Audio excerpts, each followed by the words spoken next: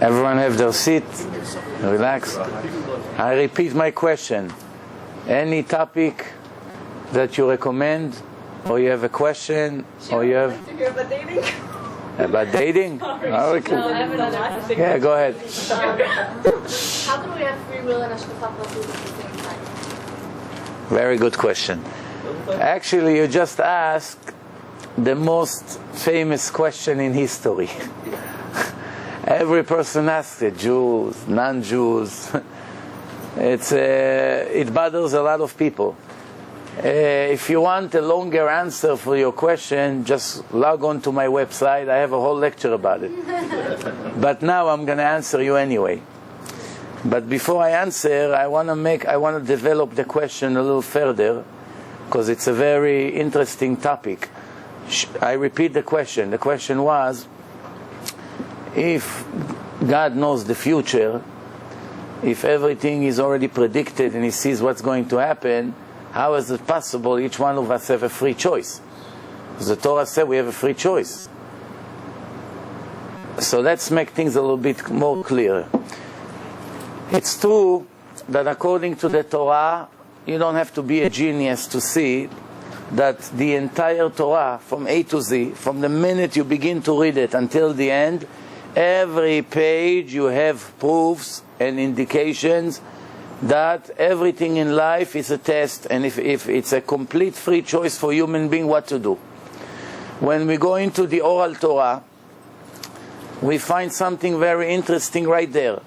This is what it says, that when a man and a woman deciding to have a baby, and the night that they have relation, it will take from that night 40 days for the baby to be created. It's a process of 40 days. The Mishnah says something very interesting. When a woman gives birth, she becomes impure. Impurity doesn't mean dirty. She could be very, very clean as far as body, but she has something spiritual. It's called impurity, tuma. There's tuma and tahara. For those who didn't know, when a religious woman gives birth, when her husband comes to the hospital, he can't touch her, actually. From the moment of the birth, he can't touch her because she's in nida, in a state of nida, which it's like getting a period once a month. There is approximately 5 to 7 days that the woman is impure, and then we count a few more days, a week after, and then she goes into the mikveh. The Torah says that when a woman goes into a natural water, spring water or rainwater, or a lake or an ocean, any natural water that got to that place naturally, without the interference of people. In other words, if you brought buckets of water and put it in your jacuzzi, you brought it from the lake, it's natural water. But because you took it there artificially and brought it into your jacuzzi, the water have no influence anymore. It's all secrets. I know you have a lot of questions when I'm saying, but you have to understand the secret here. Is this is all spiritual, mystical things. Once it gathers into a hole in the ground, this water has the power to remove the impurity from the person. There's many different kinds of impurities. So once a woman gives birth, she's impure. Now the Mishnah speaking about what happened if she had a miscarriage. She lost the baby after 30 days of the pregnancy, or after 37 days. Where is the red line that it's considered that it was really a baby, and when it wasn't a baby yet? The Mishnah said, the Rambam writes also, Rambam lived about 850 years ago, that up to 40 days, she's still pure. She's not impure. Why? It wasn't a baby yet. From the 40 and on, it was a regular delivery. It's miscarriage, unfortunately, but it was a baby. That's why she's impure already. She's already has tumah. And then today, if you know a little bit science and medicine, you can check in the internet. I actually research what the doctors have to say, or the famous scientists that involved with the deliveries and babies. I have in my computer. I don't have my computer here, but I can email anyone who's interested. They say we don't know that much about certain things about the baby, but one thing we know for sure, that after the 48 days, it became a perfect human being. They're right. They have a lot of researchers that they checked all kinds of things. So up to 40 days, the Torah teaching us that when a woman became pregnant, she has very short, limited time to pray for what she wants. If she wants a girl or a boy, if she wants a handsome kid, she wants a smart kid, a rich kid, whatever she wants, she has to request it from the night she became pregnant for only 40 days. Now, most of you knows that by the time a woman finds out that she's pregnant, probably 30 days went there, right there. That she doesn't have that much time. It's days. So from the moment she finds that she's late, she probably have only few days to request. If she's very clever and she cries with tears, reading and praying to God, everything she requests, she has a very, very high chance that she will get. She wants a boy, let's say she has 7 girls. She's dying for a boy already, you know. So now it's the time to ask. After the 48 days, the Chachamim says that it's almost a waste of time. So in other words, if she pray after 40 days until the end of the pregnancy, she can pray 1,000 prayers. It won't affect the baby like one prayer will affect it in the first 48 days. Why? Because it's still an open issue. It's not a boy and it's not a girl yet. It's being created. If God wanted to give her a girl, and she really pray with all her heart that she wants a boy, and if it's good for her to have a boy, the decision will be changed while the process is taking place. If it was supposed to be a sick baby with sicknesses in his life, and since she pray with all her heart and also the father, the verdict can be changed. So that means 40 days it takes for a person to be created. So the Gemara says there's an angel that is in charge of the herayon. Herayon in Hebrew means pregnancy. Pregnancy, the most common pregnancy takes 9 months, as we know. 9 months is 271 days. 271, 30 days, 30 or 31 days in a month. The word herayon in Hebrew, in numeric value, give 271. Hey, it's 5. Resh, it's 200. Yud, it's 10. Vav, it's 6. Nun, it's 50. If you know what numeric values are, you add it all together, 271. Why? It's a divine language. The only language that was made by a creator of the world, the superpower, it's the ancient Hebrew, the old Hebrew, not the Hebrew that we speak today. The Hebrew that we speak today is a mixture of many different languages. The original language, the holy language of the Torah, every word has a very deep meaning, very interesting. If you just learn about this, you fall in love. You fall in love with Judaism, just through that. Through the meaning of the words, how it goes, what beautiful math are in it. Unbelievable. I'll give you just an example. The word emet, the truth. Emet is 3 letters. Aleph stands on 2 legs, if you know the alphabet. Aleph has 2 legs. Mem has 2 legs. And Taf has 2 legs. The word sheker, it's a lie. Shin stands on 1 point, 1 leg. Kuf stands on 1 leg, and the Resh stands on 1 leg. 3 letters, it's sheker, false. False has only 1 leg. How long you can stay on 1 leg? 1 hour, 5 hours, in the end you fall. Every lie is temporary. In the end, everyone will know that it was a lie. Just take time until this will be revealed. The truth is solid. It was always the same truth, standing on 2 feet, very stable. It's not shaky. It's standing. Also, emet, Aleph is the first letter in the alphabet. Aleph.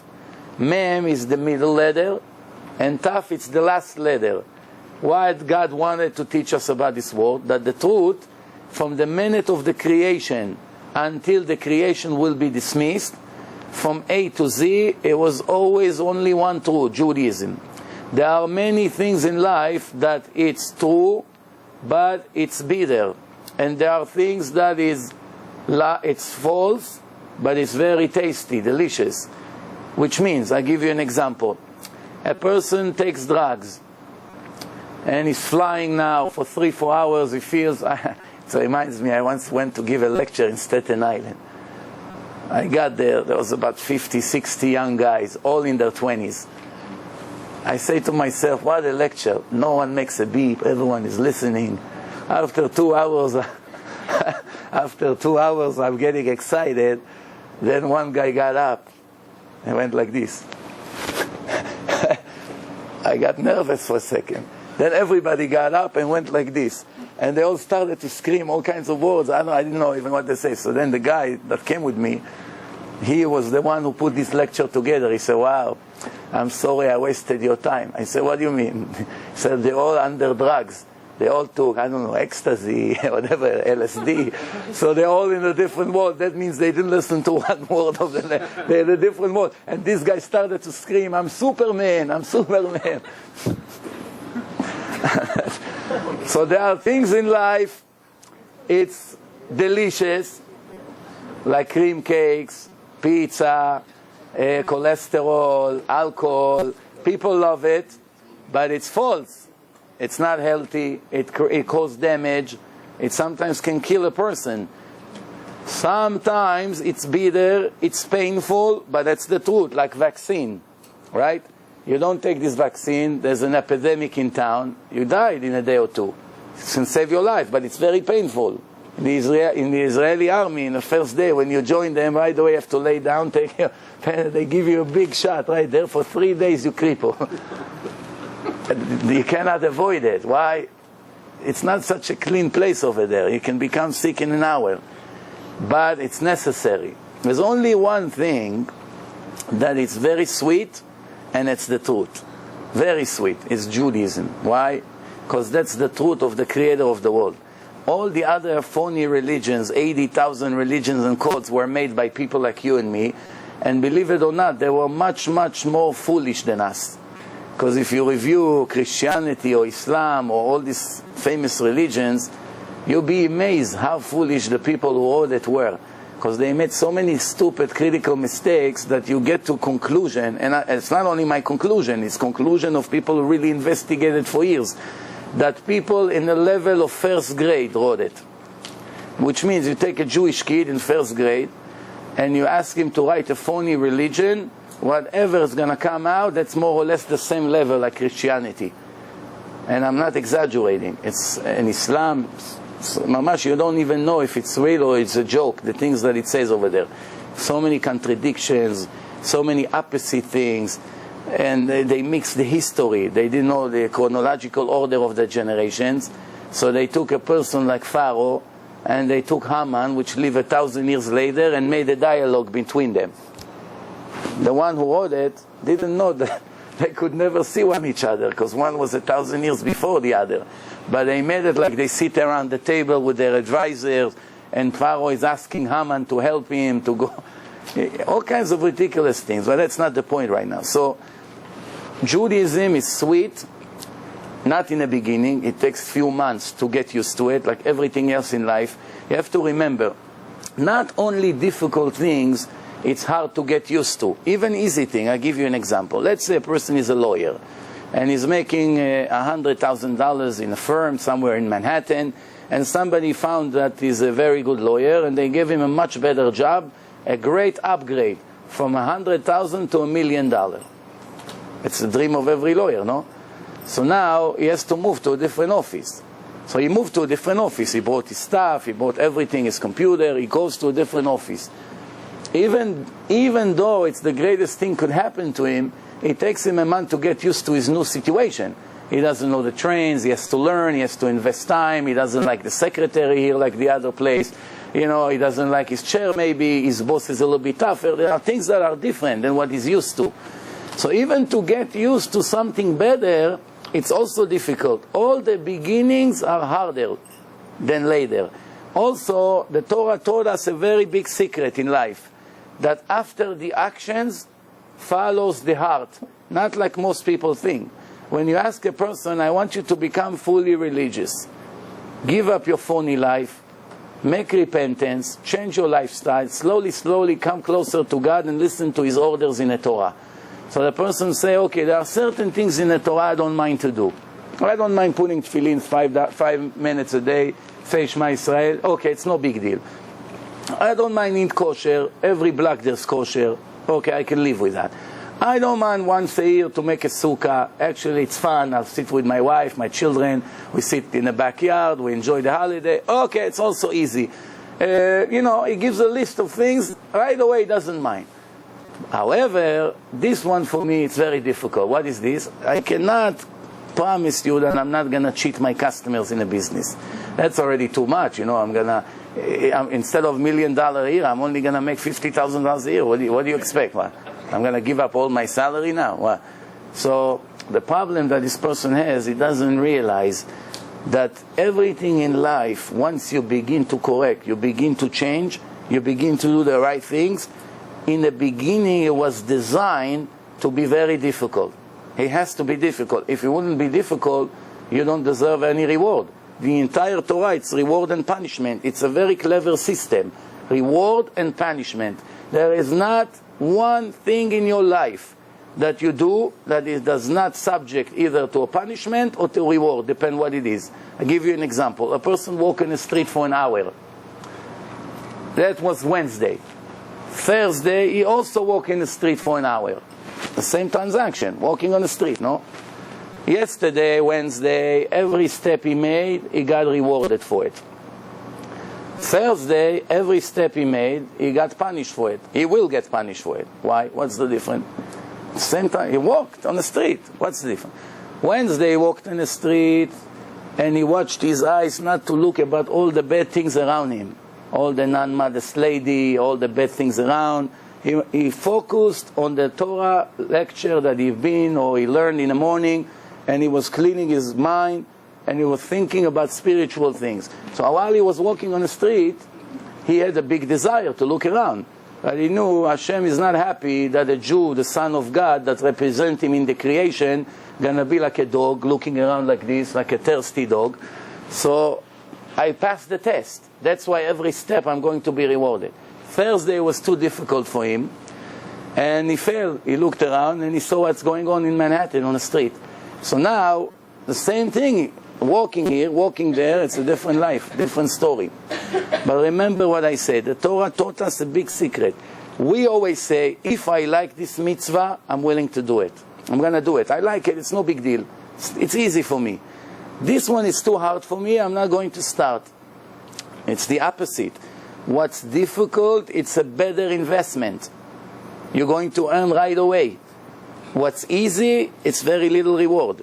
It's like getting a diamond that's worth $1,000 as opposed to one that's worth $1 million. Where do you have to sweat a little more? Here, no? You have to try a little harder. It's much harder to get. But when you finally get it, with a little bit more efforts, the reward is tremendous. You can't compare this to this. And that's what life is all about. The Torah says in the text, you can open the text and read, Ki menaseh Hashem etchem. I'm always testing you to see what's in your heart. I'm testing you to see what's in your heart. That means every second of our life, we are in a test. Most Jews, unfortunately, not even aware of it. What a tragedy. Think about it for a second. Person comes to this life. His parents raised him like another species in nature. They don't give him any valuable knowledge in life. He doesn't know the purpose of life. He doesn't know what he's doing here. His parents program him like a computer. You have to be successful, you have to look good, you have to be healthy, and the most important thing, you have to enjoy life and make a lot of money. That's more or less what parents teach their kids all over the world. And of course, don't forget, you have to go to a good college, you have to give us honor when we go in with our friends, uncles. They're going to ask us where your son or your daughter go to. If we're going to say a little lousy college, or they're going to say, if we're going to say NYU, I don't know, Harvard, whatever, oh, wow, what lucky parents you are. That's more or less the same thing. They check what car you drive, what clothes you wear. Today, the kids in school, it's not enough to see if you have a nice suit. They come and check the brand. They go like this, and that's based on that, they decide if you're going to be one of them or not. This is the way the people are today. I'm not exaggerating, it's reality. So what I'm trying to say is that the Torah, God told us in the Torah, every step you make is a test. One test is to see how much you love me. We have an obligation to love God. We say it in Shema Israel. First word, you should love your God with all your heart, all your soul, and all your money. To love God, it's not a temporary request. It's a permanent. From the moment you're born until the moment you die, you have an obligation every second to recognize Him, to admire Him, to be impressed, to cherish, to be grateful to Him, to listen to Him, not to rebel against Him, to convince other Jews and friends around also to join His family, because He is the Father and we are the children. The Torah say, I made you my children, I made you separated from all the nations. I chose you to be my children. If people would know what a reward just those few words are, they couldn't sleep from excitement. Think about it. The excitement, do you know what, you understand what we're talking about? Just I want to ask you a question, be honest. If God would come to you now tonight in a dream and say, hey, Avi, I want to talk to you. Yeah. You know, I see the way you live until now. I'm telling you the truth. I'm very disgusted from the way you live. I'm very disappointed from your level. You know, somebody like you should have analyzed life a little bit better. I know you're not knowledgeable in Torah. Your parents sent you to learn with Mr. Bruce Lee and Mr. Williams in public school. You didn't know anything better. I can't blame you. No problem. But you're a clever guy. When it comes to business, you make the best deals. Investments, people are speaking, you always catch right away. In math, you're super. Everything you do, you're very talented. When it comes to life, you didn't dedicate 2-3 hours of your life to check what's the purpose of life. It doesn't bother you that you don't know what you live for. So now, okay, I'm willing to forget the past. I have one thing to ask from you. Let's be like a real father and son. I want to be close to you. I want to help you more. I want you to listen to me. I want you to be strong. I'm going to give you some challenges in life.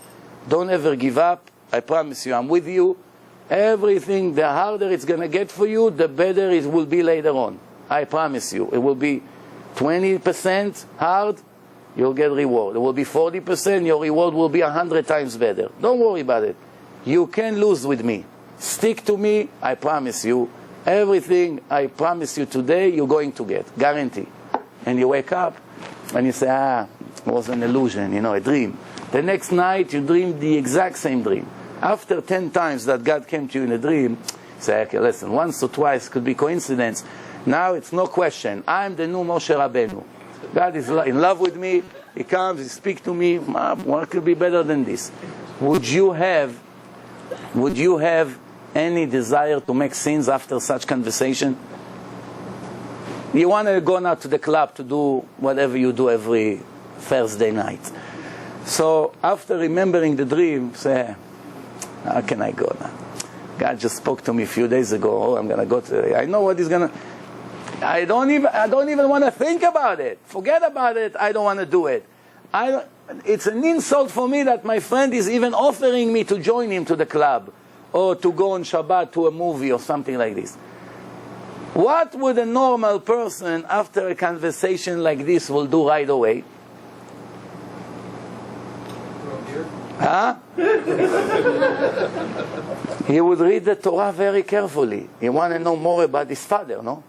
He finally found out who your father is. After 30, 40 years, your mother never told you who your father is. One day he shows up. I'm the real father. What the normal person does right away? The father came and said, listen, your mother kidnapped you when you were a baby. She went to a different country. It took me 40 years to find you. I spent millions of dollars, private investigators. I checked all over the world for 40 years. I'm suffering, running around to look for you. Finally, I found you. So you hug, crying, you know, like in the movies. Okay, it's over now. All right, what's the next thing? Don't leave me now. After 40 years, you want to leave me? Tell me where you are. I want to come with you. Let's spend tomorrow the day. So if a person just found out who his father is, father didn't give him that much information who he is, what's the first thing he's going to do? Google his name, no? He gave him a name. Oh, he found out his father is the president of this, president. The more he finds out about his father, he's more excited. Right? For good and for bad, he's very curious. Now, what could be more reason to check and learn about his father when he's an endless father, an eternal father? That everything, your real father can try to help you as much as you want. Sometimes the parents really mean well for their children, but they're really actually destroying their life. They put them down, they make them lose their confidence, they make them very weak, they give them all kinds of psychological problems. Why? Because they were too demanding, or they were too arrogant, or they were too angry. And some people have kids for one reason. What? To abuse them. To get all their anger thrown at their face. That's what they really have the kids for. If you wouldn't have a son, who is going to abuse? Who is going to scream when he comes from work? Who is he going to blame? Some people, they get married for this reason. All they do is get home and begin to abuse their wife. Why it's like this? Why the food is cold? Why the wall is dirty again? Why the chocolate is on the floor? Why he didn't vacuum the rug? Why he didn't send the mortgage? Why? He has a list of 5,000 whys. I'm not talking about other things that I see. I don't want to even bring it up. It's a disaster, the marriage situation today. It's a disaster. If people really knows a little bit what's going on in houses, should be so scared to get married. Sometimes I tell people, when you go to speak to rabbis, usually they encourage you to get married. Sometimes people come to me, I already see their personality, their traits. I already know it. I give him a week until he either hang his wife or she hang him, one of the two. So I tell him, if I would be you, I wouldn't be rushed. You're only 35. Take another 15 years. Age 50, come back to me, we'll find somebody for you. So, well, you crazy? I already feel it's too late for me. I said, believe me, it's better for you. And I'm so right, unfortunately. I'm so right. What's better? What's better? You have no idea what's going on here.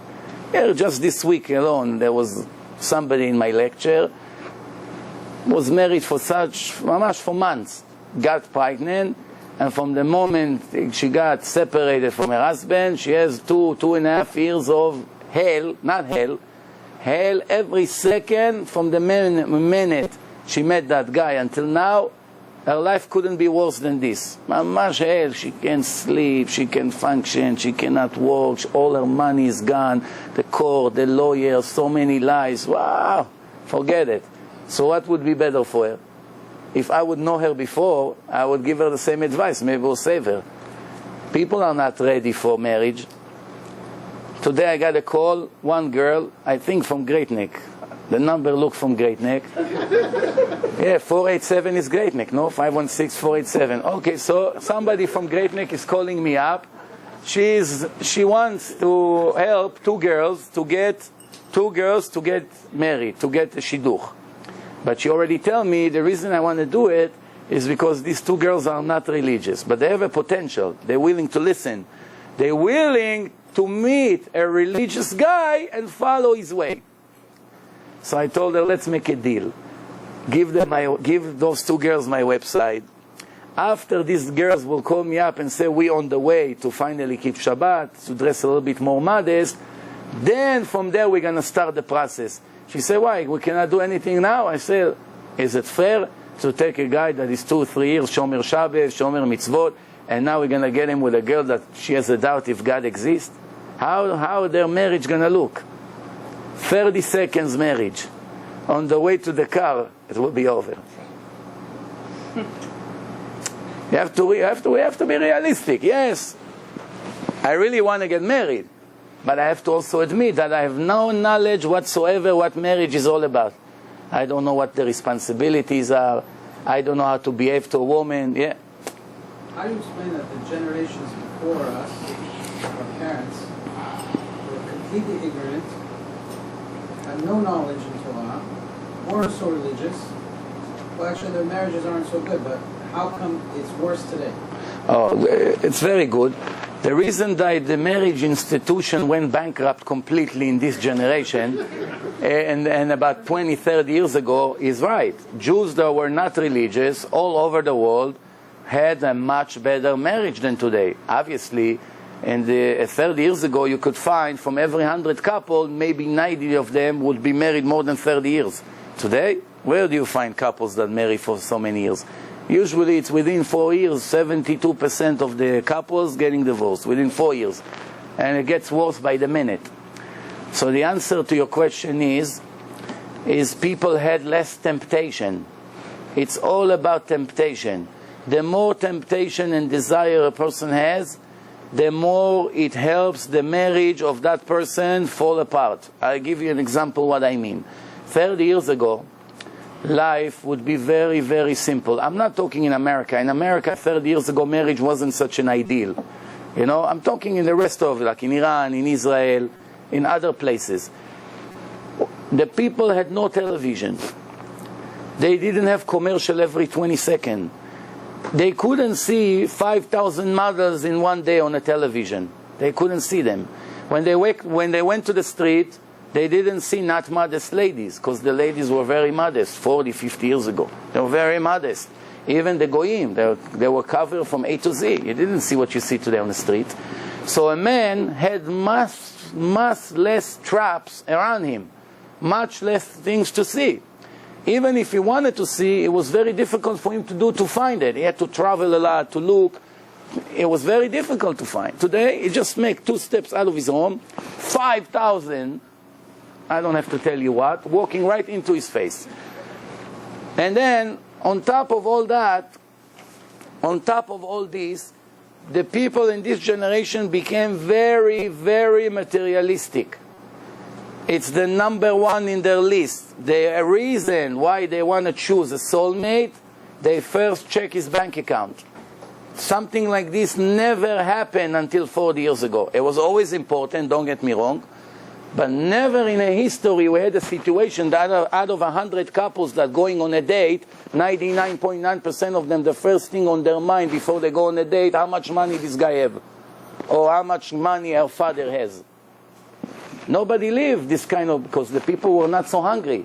They were not so hungry for money. People lived normal life. Most people were poor anyway. Most people, if you went to Israel, I was in school, 95% of the kids came from very poor homes. Nobody could afford, even a donut, it was once a month treat to buy a donut. Even cold cuts, turkey, cold cuts, it wasn't some everyday thing. Once in a while, your parents can afford. Or yellow cheese, or to buy different things that you don't even believe. Oh, in America, who cares what kind of bread you buy, what kind of donuts, with chocolate, with jelly. Everything here is right away, take one as much as you want. It wasn't like this. People lived in small houses, very primitive, simple life. The husband and the wife always knew, my whole life is this man. And he know my whole life was this woman. On top of this, a person that got caught cheating, it was really the end of his life and the end of his reputation. If it was a man, if it was a woman, it was even worse. Her life was finished. Nobody would ever marry her. Nobody would have any relationship with her. In older days, a woman that got caught cheating would be executed right away, within days. On most of the world, in Iran they still do it today, but in most of the countries in the world, a woman that would get caught not fully cheating, just being kissed by another man in a public area, 2 witnesses came and showed it will be the end of her life. Nobody dared. People were close-minded because people wanted to become modern. They want to enjoy the world as much as possible. They want to check everything that's possible, vacations and restaurants and this and this and that. When the desire is growing, there is no room for marriage in your life. Can't have obligations. Then today, with all this technology, you don't have to do anything anymore. A person is very, very spoiled, lazy today. He wants to do laundry, 3 buttons, laundry is done. You know how long it took to do laundry 30 years ago? Half a day. With the hands, like this. And then hanging it with clips. And then it falls down. You have to go 3 flights down to bring it up, wash it again. I saw it. I was a kid. People were very hard-working people. Who had cars 30 years ago, 40 years ago? Everyone was waiting an hour on a bus to drive 2 miles. That's what life was all about. Air condition? Nobody could dream.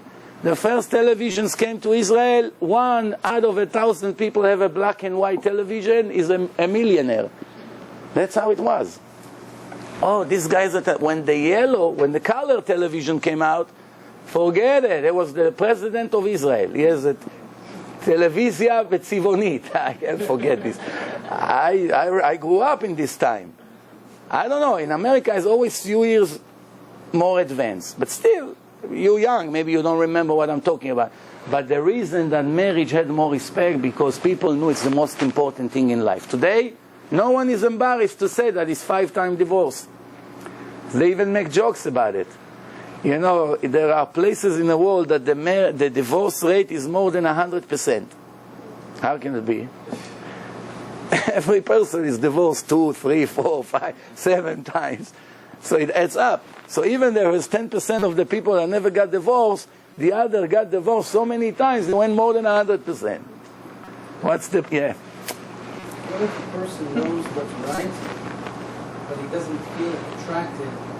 He meets a girl that on paper is good, or a guy, but they don't feel it. Or same thing with regards to anything, a lifestyle, a habit. I want to explain something here. It's also a very good question, but I want to explain something very interesting. You know, the Hasidish people, you probably don't know that many Hasidish people in close relationship. Yes, you see them, you have maybe a cousin or an uncle, but if you really live with them for a month or two, you see their lifestyle, you'll be amazed how they get married. You know how they get married? They meet one date. In the worst scenario, 2 dates. That's it. There's no more than 2. 1 date, sometimes half an hour, sometimes even less. The boy see the girl for half an hour, she see him for half an hour, 6 months later they come to the wedding hall and they get married.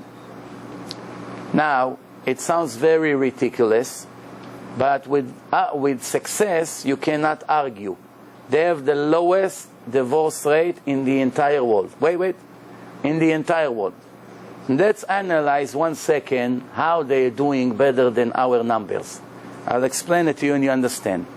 The psychology of the human being is every one of us has a conscious and have a subconscious.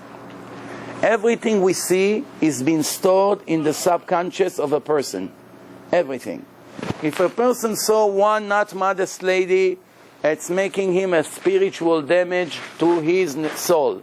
But he doesn't feel such a big damage because it was only one bad look. If you see 1,000, it's all stored. If you see 1,000,000, it's all stored.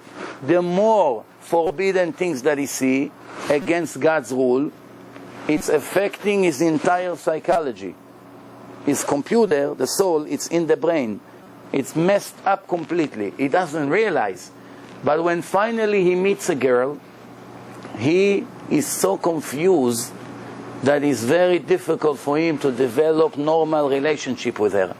There are so many things that confuse him because his computer is completely messed up. He has 1,000,000 viruses in his brain. 1,000,000. Virus from here, virus when it comes to money, to clothing, to looks, to bodies. So many different viruses. Now he is not even aware that he has any kind of problem. It's perfectly normal in our society.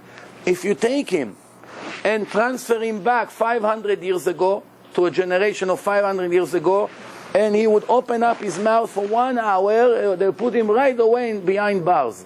Right away. This is a threat to our community. Why?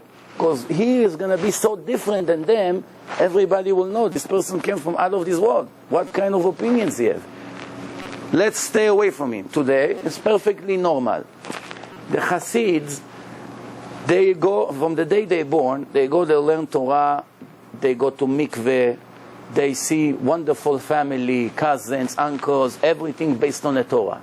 They're very strict. They don't play games. There's always crooked people in every group. There's always. But the majority of them still is focusing on being living fully according to the Torah. So the kids never saw in their life a woman, never spoke in their life to a woman. He's 18 years old. he never spoke 2 words to a woman, not even to his cousins. How are you? How are you doing? Nice jacket, smiling, looking. None of these things. They live completely in 2 different worlds. They can be in the same house for Sheva Brachos or something. The ladies will be somewhere and the men will be somewhere. Therefore, in the first time in his life, you bring him almost any woman, pretty, not pretty, he cannot see any difference. He's attracted to all of them. I tell you, listen. So they don't check the beauty, because anyway they don't know to tell the difference. For them everything is good. If this woman is pretty and the other woman is not so pretty, there's no problem for him to be attracted to the non-pretty woman, just as he's attracted to the pretty one. But they are checking something else. Before they'll go on a date, they'll first check what school he went to. How did he do in Torah learning? How is his personality? Is he lazy? Or is he a hard-working guy, get up early in the morning, goes to the mikveh, go learn Torah? Is he generous? Is he helping the others? Is he doing chesed to others? How is his family? What's the skills of his brothers? In his entire life they investigate everything. The way he gets dressed, what places they're going to, are they too modern, they're not. They know about you. Everything you can think of before you showed up to the date. The parents of the girl and the parents of the guy, they know on the other side everything. After all the investigation went through and was approved, then the only thing is that they like each other. I'm not saying that they always like each other. Sometimes there's really no attraction. Yes, sometimes the shidduch doesn't go through. After once, they want another time. And sometimes after the second day, they say, no, she's not for me, or he's not for me. It happens. But I tell you a story, and from this you understand everything. My wife wanted to set up a son of my friend, who is working with me in Kiru for many years. She wanted to set him up with our across the street neighbors' daughter. So we thought he's a fantastic shidduch, and we decided to bring the guy to Monsey, from Brooklyn to Monsey, that the parents of the girl will come to meet him 5 minutes in our house and speak to him a little bit, and to see if they think that is good for their daughter. Accidentally, there was a misunderstanding that they showed up with their daughter. It was a misunderstanding. They didn't understand what I told them. Until today, I don't know whose fault it is, but that's what happened. And they got to see each other and speak for about 3-4 minutes. An hour later, I got a call from my friend from Brooklyn. He's Haredi from Leda, he's born religious, blessing me. I don't think anyone ever blessed me like this on the phone.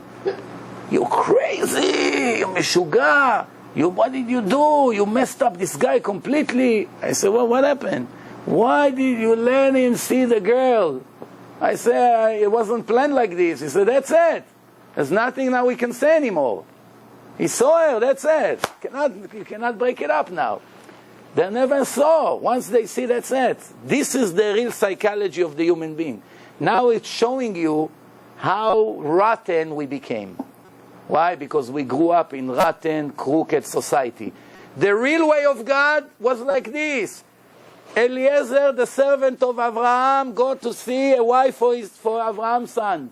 He comes, he brings her all the way to Yitzchak, Rivka.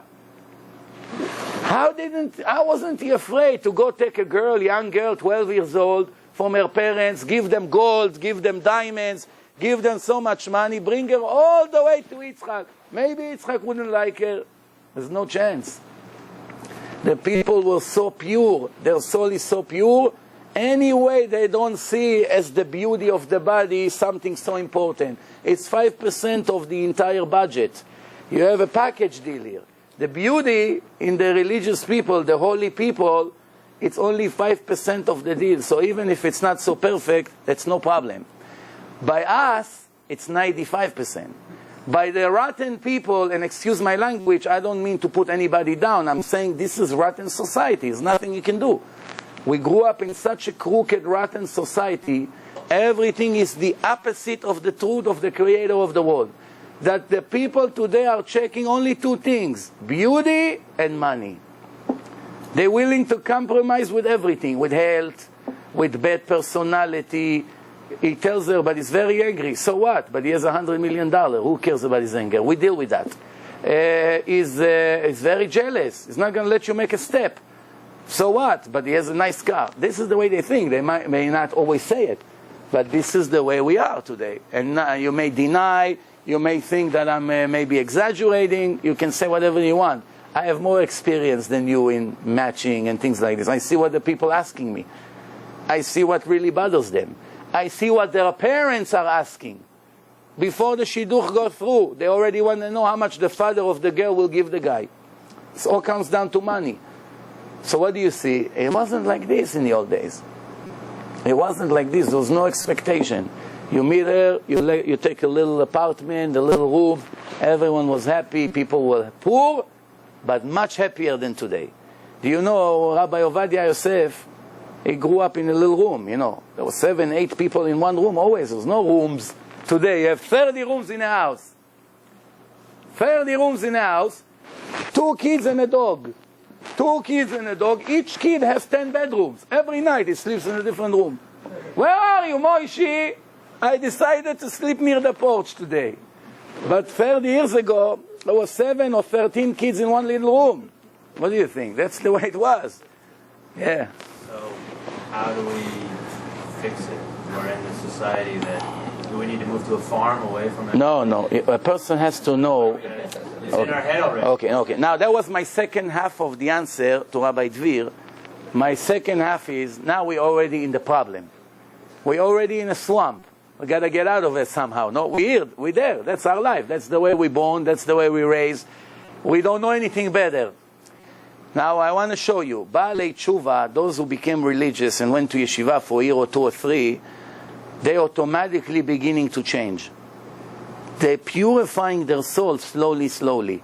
The way they think becomes different. The way they behave is different. And then they're slowly realizing that the girl is not what he thought a girl is. And the girl's also realizing that what she thought a guy she should find, it's completely different than what she used to think. However, since we born into this kind of society, when people like you going to get engaged today, it's very important that they'll have attraction one to another. Why? Not that this is the way God wanted it, but since these people are like this, the only way to make their marriage successful if they're going to have attraction. They can't go and get married and hoping maybe a year later I'm going to fall in love with her. It may not happen. It may happen, but it may not happen. So today the rules is like this. A person that go out on a date with a girl 3 times, 3 full nights, like 2 hours and 2 hours and 2 hours, in between talking a little bit on the phone, after 3 times they already have an indication if I'm attracted to this girl or not. If after 3 dates there's no improvement in the attraction, he's not waiting for her for the phone to ring or anything like this, probably it won't happen. There's always a chance that it will happen after 6 times. There's always a chance. But every date make the chances much lower. That means, from my experience, what I saw, that the maximum you should try 3 times. After 3 times, there's no point in wasting each other's time. However, some people say after the first day, no, it's not my type. I don't see myself communicating with a look like this guy. That's not always true. Believe it or not, sometimes the second date, what you thought in the first date that he wasn't so handsome for you, all of a sudden in the second date, it's not so bad. You found out some more things about him. He's very smart. He's speaking about a lot of things. He's charismatic. Fine. He's not so, he's not, he wasn't born in Hollywood, but still, you can communicate with him. Also with the girls. The problem that we have, we're not willing to compromise. Rabbi, she's everything perfect, but the nose is a little bit crooked. It bothers me. But she's going to be a great, wonderful, righteous woman. You have to have wonderful life with her. Great kids, great atmosphere in your home. So she's not 6 feet. She's only 5'11". So what? No, Rabbi, it bothers me. My brother married 6 feet. I have to marry 6 feet. It's become a mental disease. Mental disease. I'm not exaggerating. The things that I hear that the people requesting in the dates make me vomit sometimes. Mamash make me vomit. And I can't blame them. I understand where they're coming from. And I feel so bad for them. I don't know if you saw it. parents who tend to impose their own opinion and say slander, lashon hara, about the person right when they see him, right when they walk in the house, they don't like him. For whatever reason. Some things you have to listen to the parents. Some things is mitzvah not to listen to them. Okay, so I'll give you an example. If the parents come and say, the guy that you're dating is a sleazy guy. We checked him, we called some references, we called the neighbors, we called his teacher, we called his rabbi, and there's a lot of bad things. Or he was working in 42nd Street and he made already 52 times bankruptcy in 1 year. Every week he makes a new company. We don't want you to go on a date with a guy like this. Then they're right. She has to listen, or he has to listen, depend what side it comes from. But if they say, we don't want you to go out with this guy because he's not Persian, we want only a Persian guy, it's a big sin to listen to them. If you love your parents, you're not allowed to listen to them. Why? Because they're probably going to destroy your life. They're going to destroy your life because God knows who's your soulmate, not they. They're not God.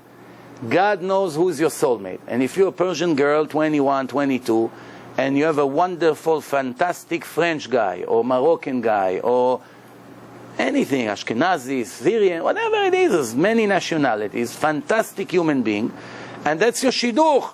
When the angel, I started to tell you before, 40 days before a person becomes a human being, there is an angel that is in charge of the pregnancy. He takes a drop of the seed, brings it up to God and say, God, what's going to be the fortune of this drop? And God is deciding which soul from the people who are waiting to be reincarnated will enter the body of this baby.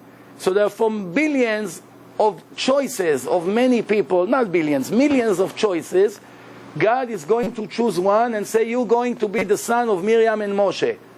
And he is designing everything. He knows the place, the school that he's going to go to, which family he's going to belong to.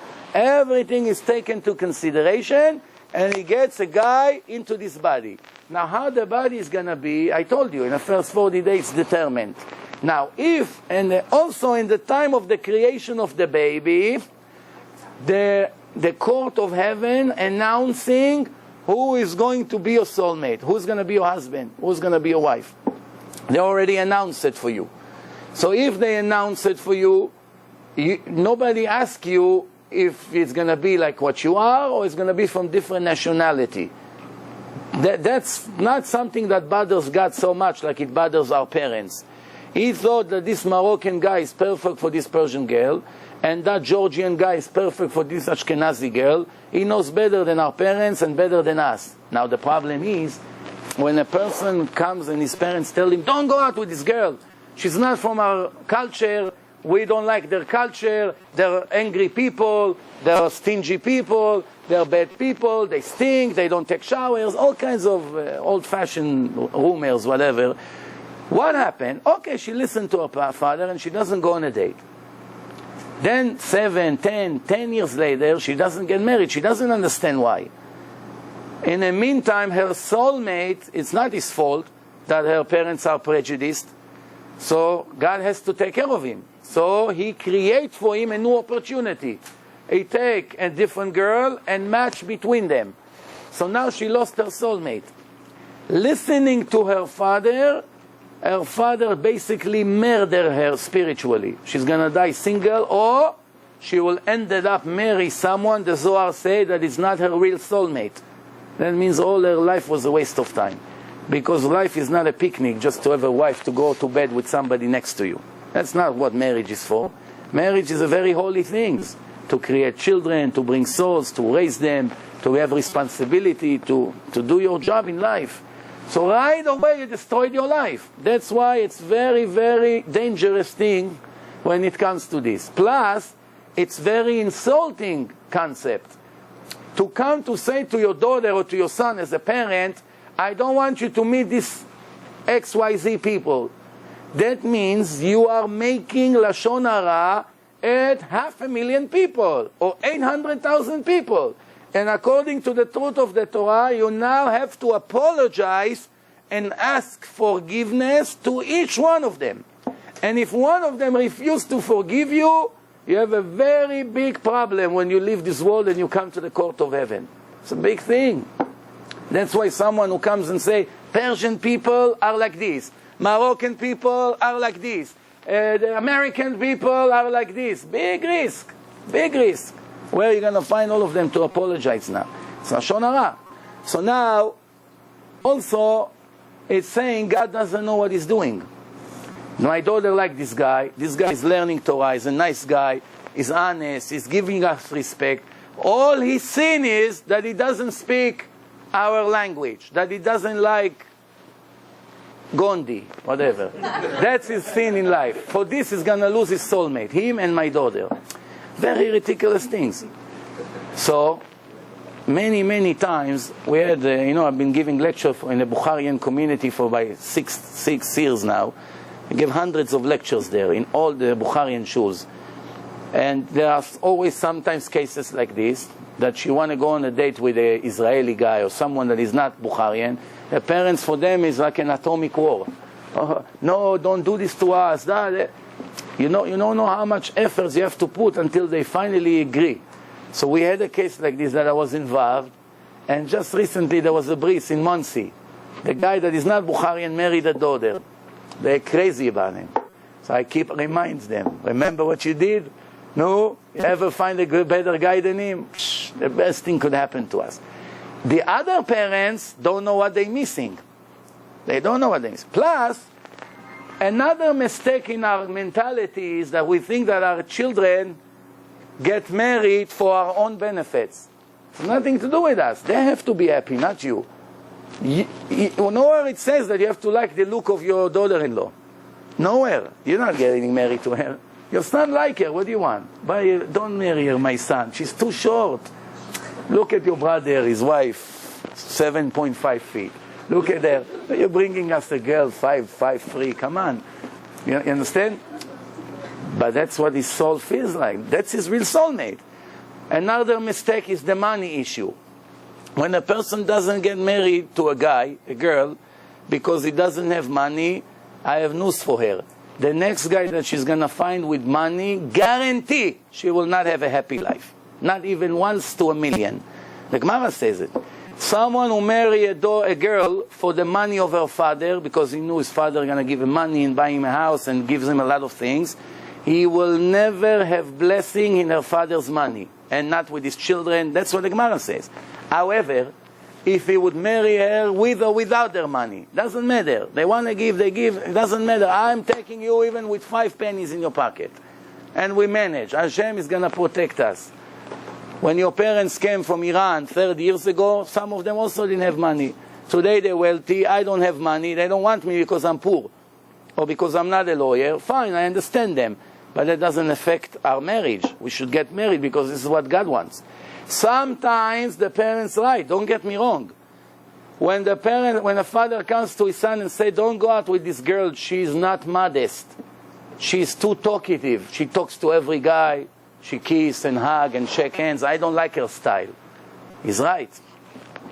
The rabbi will tell her the same thing. If they have an argument and they do not know, sometimes you may have a situation that you don't know. Maybe my father is right. Maybe my mother is right. I don't know. Maybe they are, maybe they're not. What do you do in that case? Let's make an appointment by a rabbi that we trust. Rabbi, we want to come and say what we think. Tell us what to do. That's what the Torah says to do. There are cases like this. Sometimes the parents are right, but sometimes the parents is the only reason why they get divorced. They check the closet. They check what kind of car he bought her. They begin to make all kinds of comments. What kind of husband you have? Isn't it time he's going to change your car already? You're driving it already 20 days. You have to get a new car already. What is this? He bought himself every week a car, and you're already 3 weeks with this car and he doesn't want to replace it. I have a couple that almost got divorced. Guess for what? That her car was broken 3 days in the driveway. And he did not take it to the mechanic for 3 days. From the time he broke, within 3 days, he didn't take it to the mechanic. Her father came and took the girl with the baby to their house. He doesn't care about you. He doesn't fix his car, your car. Instead of helping the marriage, their pride is so high that they almost made them divorce. So I told that father, what's going to be your options? That you're going to raise your daughter with a baby for the next 10, 20 years in your home? You'll eat your heart all your life for the stupid mistake you made. Finally, we saved their marriage, and Baruch Hashem, everything worked out even better. But it's unbelievable what parents are willing to do for the pride just to be right. What about your son's life? If you're going to be a doctor, I'm going to help you out. You don't want to be a doctor, don't come to me for money. Don't bother me, okay? You want to get married to this daughter? Marry on your own. We're not coming to the wedding. All this kind of talking is a very big sin. I want to finish the answer to the girl that asked me this question in the beginning, because time is running out in a few minutes. Free choice is a very complicated thing to understand. The Torah is full of prophecies. Be careful. Warnings, full of warnings. Be careful not to make sins.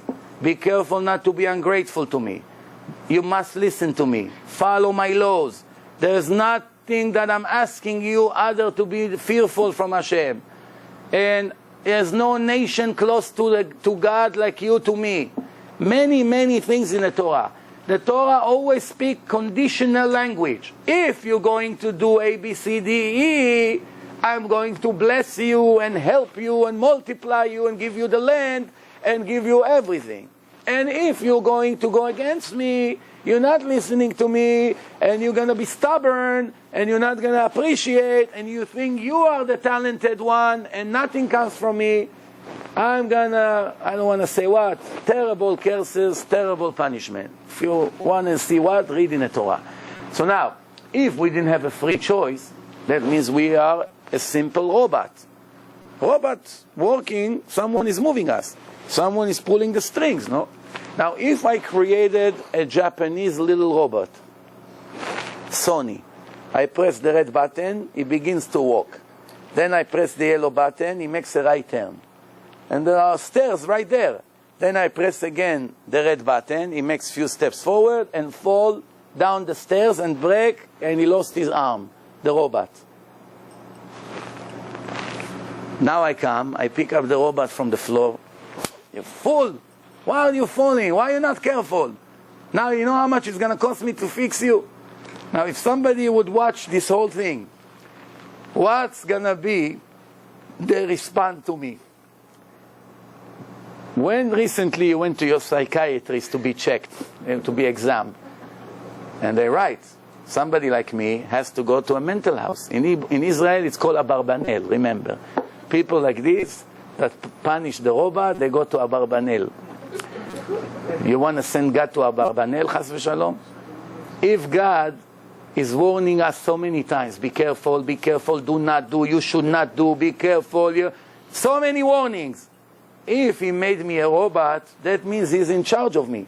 He moves me left, right, he wants me to kill someone, I kill someone, it's his move, I'm nothing. I'm a robot. Why is he sending me so many warnings? Why is he punishing me? Why is he taking things away from me? What is it my fault? You move me, no? I'm a robot.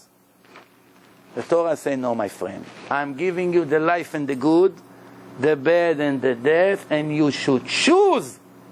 Choose clearly. Uvacharta b'chaim. Choose the good. That means it's in your hand. Conclusion of the oral Torah. Everything in the hand of the guy, everything is in the hand of heaven, everything is God's decision, except being fearful from God. Fear God.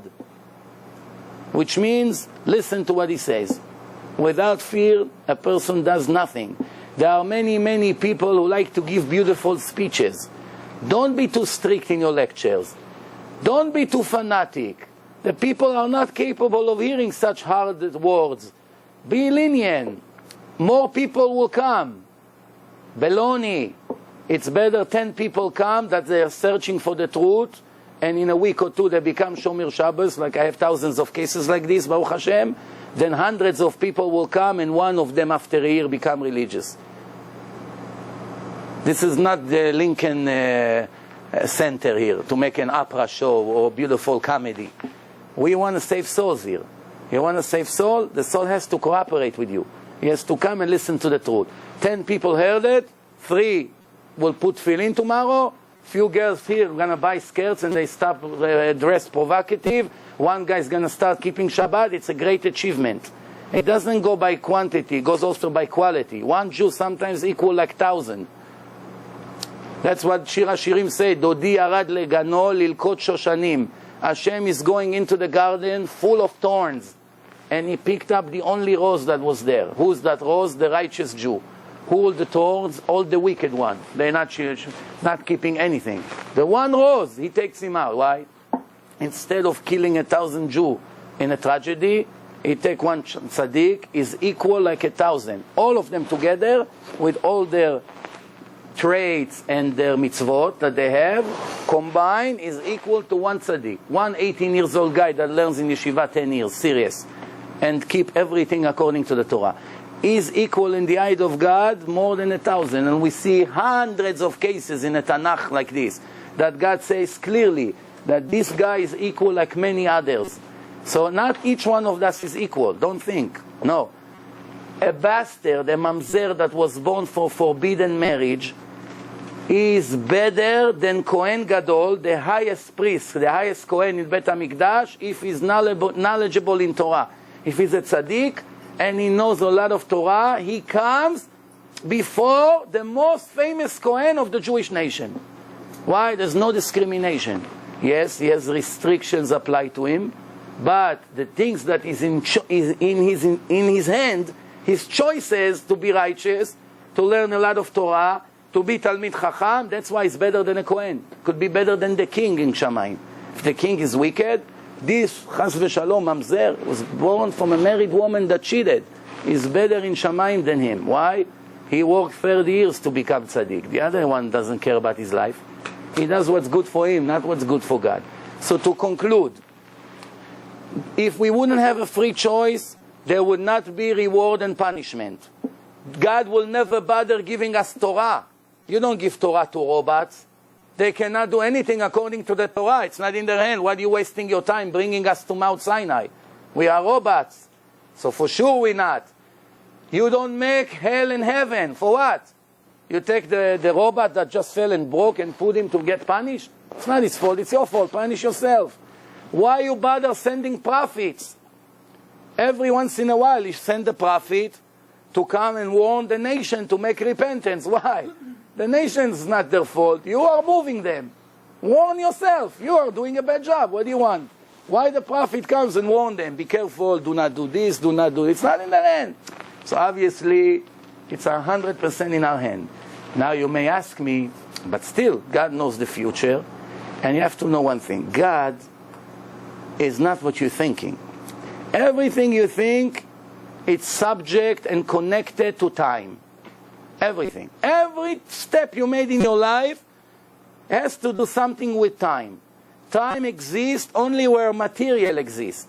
There's no material, there is no time. Since God is not materialistic, is not material, He doesn't live in this creation, He's not limited. Nobody created Him, He was always here. Now it's another thing that a man cannot understand. How is it possible that God was always here? The word always does not exist in the vocabulary of God. Always is subject to time. Past is time, it doesn't exist. Present, future, it doesn't exist. For God, in the moment that He created this world, for Him it's already over. We are in the middle of the 6,000 years process. Reincarnations, different bodies, different countries. For Him, in the minute the world was created, there is no really future for Him. It's over. Everything, it's happened already. But we don't understand how can it be. Why?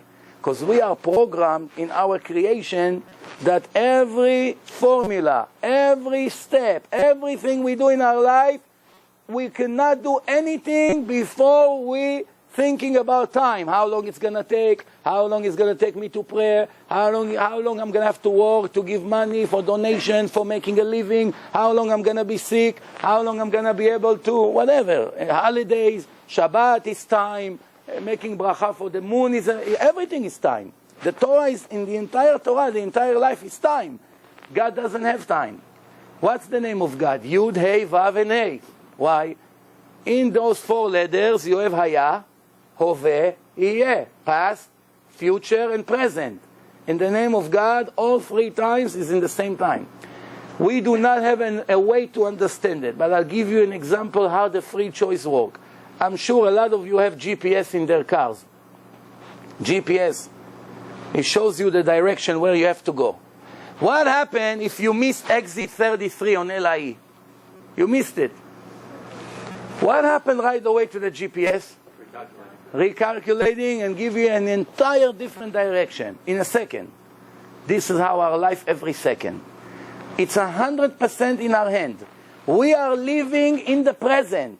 We are choosing to do good or bad, and we are being evaluated. And we are going to get rewarded or punished, God forbid. For God, it's over, because He's more advanced. He traveled into the future. Just think about it, that God could jump 6,000 years forward and see the results of our choices. And now He's going back in the time, because He doesn't subject to time. It can be in any given time at the same time. I know it's very hard to understand, but I want you to get a little bit of this. So now, the GPS, you had an opportunity, age 22, to marry this guy, Moshe. For whatever reason, you didn't marry him, he wasn't rich enough for you, whatever the case was, your GPS in heaven is being recalculated now. Your next opportunity will be Yitzchak. But it will never be the same, never. If you would marry Moshe when you were 22, age 35, you already had 5 beautiful tzaddikim, righteous boys. Each one of them will be a huge rabbi, will have thousands of students, will make so many merits to you in heaven for eternity. Since you didn't make the right choice, for stupid reason you gave up this guy, 2-3 years later you have another opportunity and you marry somebody with a lot of money, but no holiness in his life. Shabbat is nothing, davening is nothing, the children go to yeshiva, it's not even yeshiva. Everything is half and half by him. So you have bad kids. These kids not interested in Torah. One becomes Mechalel Shabbos, one became a thief, one became a policeman. Everyone became something. So your eternity will never be the same. If you marry this, if you make the right choice here, or if you make the choice here, from now on everything is being recalculated. It will never be the same. This is what it means, free choice. Very complicated. The theory of relativity. Einstein proved what you're saying. Yeah, Einstein proved what I say, but with all the respect to Einstein, the Ramban, 700 years before him, wrote it in his book. I can show it to you in the Ramban. Ramban already say what Albert Einstein got a lot of credit for, that when there is material, time exists. You go out of material, time does not exist. And if you're not convinced, I'll give you one last final proof. What is it? A dream. A dream can take 9 seconds, 20 seconds, a minute. Everybody understands that a person went to sleep half an hour, you wake up with a very long dream. How long is his dream? 6 months. He went to jail, they beat him up for 6 months, they broke his bones, he's full of cast. His head is broken, they took one of his eyes out, he's crippled now, they give him bad food, now they're moving him to another island. He wakes up, he begins to cry, his wife, what happened, what happened? You don't understand what I've been through. 6 months of the worst. 6 months? You're only sleeping for 5 minutes. You just fell asleep 12 o'clock, it's 12:05 now. But the person is not clever, because he should have asked himself, wait a minute, 5 minutes I was sleeping, I had conversations in a jail with this goyim that put me there, hours every day, in a dream. In the dream, I know what I told him, what he told me, where he pushed me, where he beat me up. How all of that fell in 1 minute? Or 9 seconds? How? How can you fit it in a time? Time doesn't exist. When the soul exits the body, no more time. If God wants you to have billion years in 9 seconds, you push billion years in your life. If He wants you to have a year, He push a year. If He wants you to have 5 minutes, He push 5 minutes in a dream. That's what heaven and hell is all about. People asking a very clever question. Rabbi, you really believe the Zohar? You really believe the Kabbalah? You believe that really there's hell after life? How can it be? We all saw the body went to the grave. 2 months later, the worms ate it up. There's nothing to burn. Well, the person that is dead, his body stays in this material world. He never went to hell to be burned. So he's right here, so who gets burned? The soul is a divine energy, you can't burn it. Bring any torch you want, you cannot burn the soul. So, what's the answer? The answer is, Hashem doesn't need your body. This entire thing, it's a simulator. Like when you learn to fly, you sit in a special little room, and you are thinking that you're flying, and you vomit, and you have headache, and you feel that you have G-force. It's all real. I was in the Air Force, I saw the pilots comes out of there. Like this. Red face, sweating. He wasn't even in a plane. It was 100% like being in a plane. Attack, heartbeat, losing their hair. A pilot came to the Air Force, a year later was over from the pressure of the simulator, from the training. It's real. What is it? A person is not where his body is. We should already understood that. You are not where your legs are. You are where your neshama is, where your thoughts are, where your conscience is. Where is your conscience? You are here, but your head is in Vietnam right now, 30 years ago. You sit on the beach, beautiful sun, the birds are singing, nice breeze, people are putting music, beautiful atmosphere.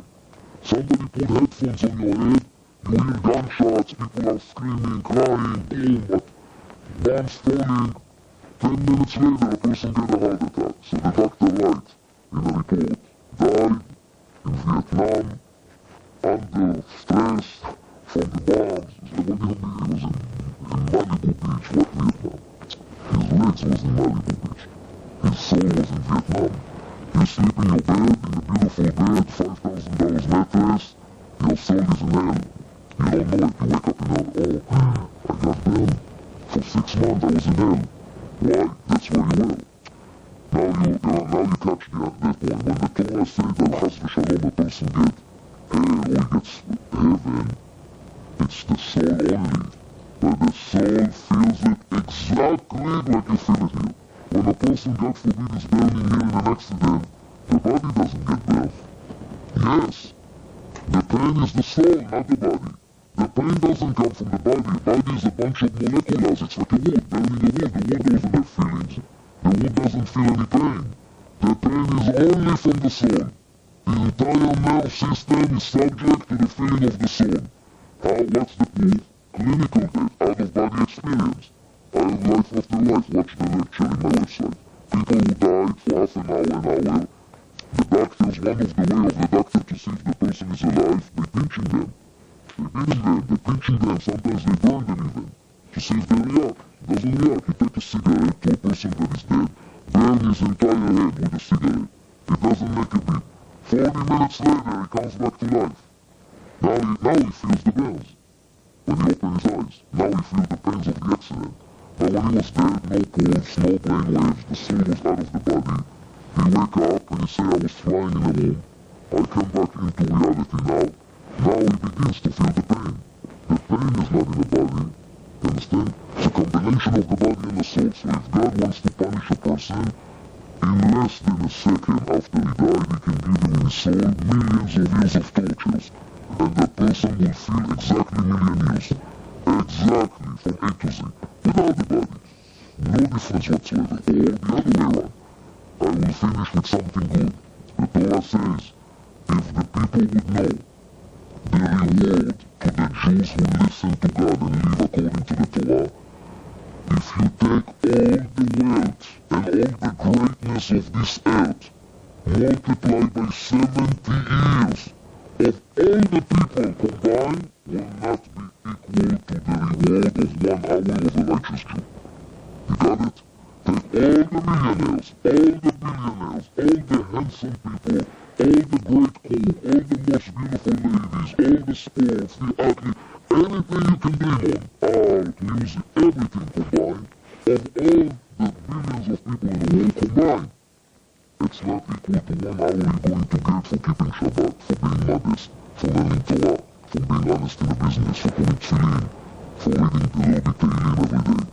Nothing will be equal, and the best news is, after 3 months that you become religious, you hate your previous life. You're gonna take all your old pictures, I promise you, and bury them, as God forbid your children will not see who you used to be. You wait and see. Why you don't feel it now? You think I'm crazy, why? Because the person that is in the bathroom, he got used to the smell. He doesn't feel anything is bad. He will only recognize it when he goes out of the bathroom. A person that lives an impure life, and his life is stink spiritually, could be the richest guy in the world, could be rich and famous. Everybody will worship him. He's an athlete, he's a famous movie star, whatever he is. It's all a very tempting illusion. He is deep, deep in the garbage. Only after his soul begins to release from this phony life, he looks backwards and he says, how could I be what I used to be? How did I used to dress this kind of clothes? How my hair used to look like this?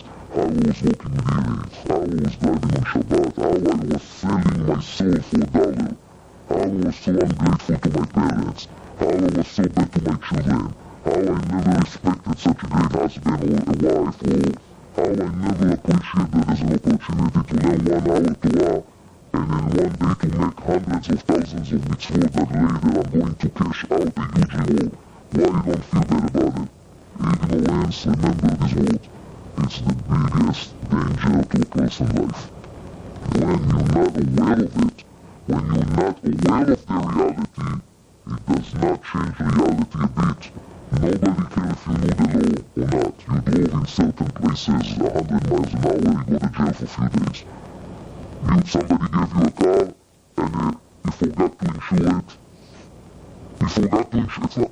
You go check if you insure it or not.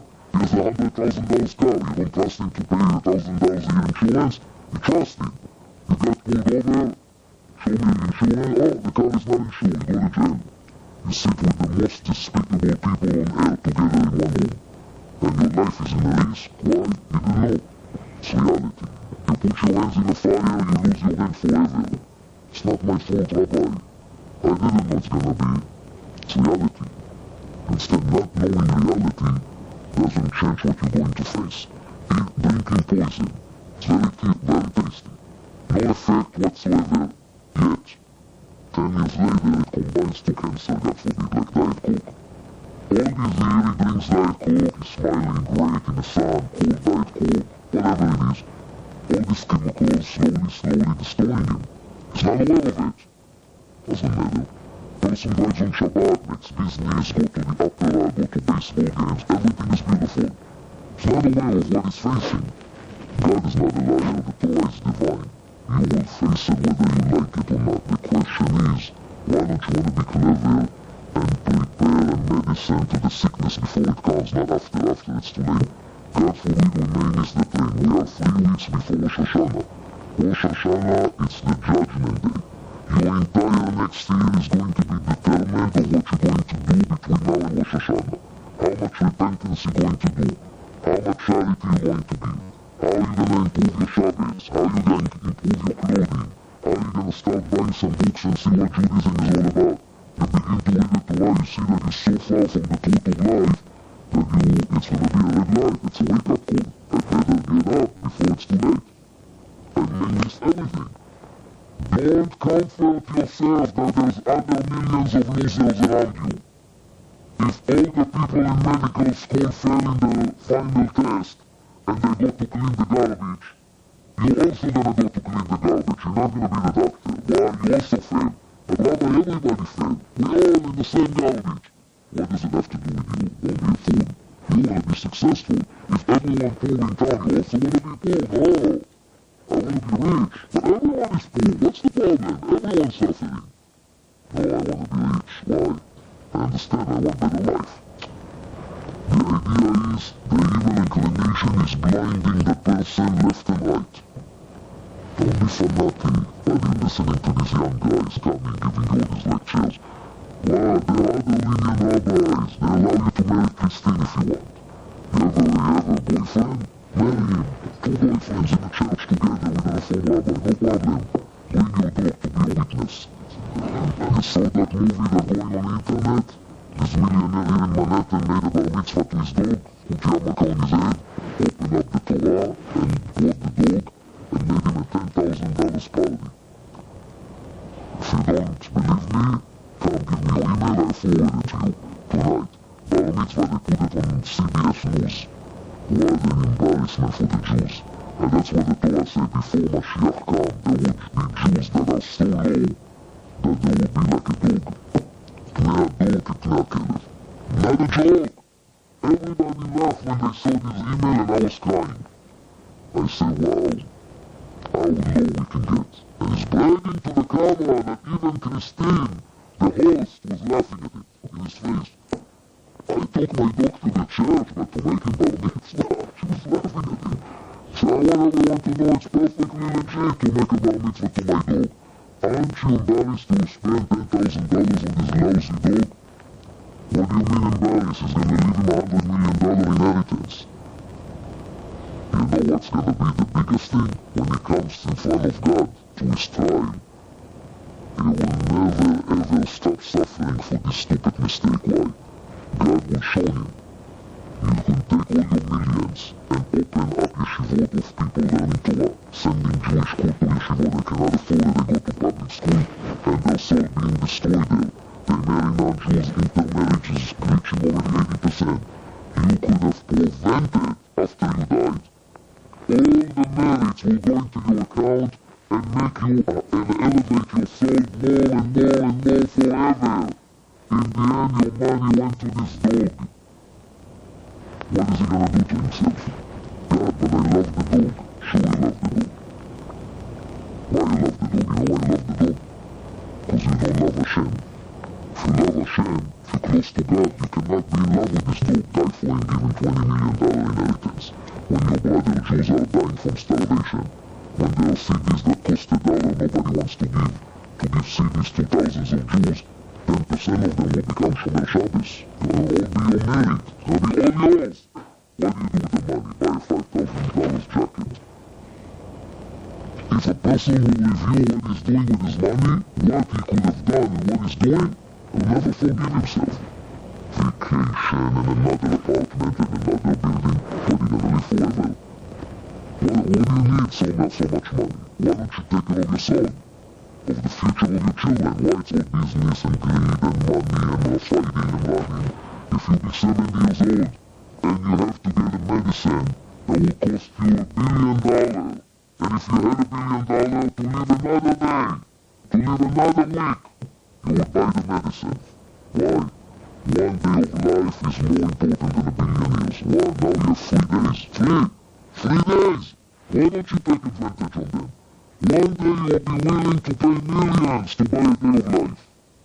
If you have a lot of money, if a person has $1 billion today, and he's 70 years old, in good condition, and all of a sudden he got a heart attack, and the doctor said, listen, this machine, we can put it, we can attach it to your heart, it's like a sticker, you don't feel anything, as long as it's attached, you're alive. You take it out, you're dead. But it's gonna cost $1 million a day. There's only one in the world, everybody wants it, $1 million a day, and he has billions of dollars.